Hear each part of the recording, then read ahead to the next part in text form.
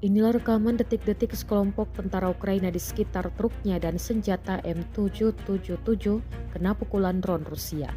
Rekamannya diunggah di Telegram pada Selasa 11 Maret 2025.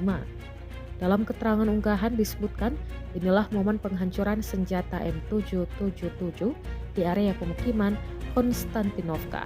Sebagai bagian dari operasi kontra baterai, divisi serangan angkatan bersenjata Rusia dengan menggunakan Lancet berhasil menghancurkan senjata M777 dan diklaim secara signifikan melemahkan daya tembak tentara Ukraina.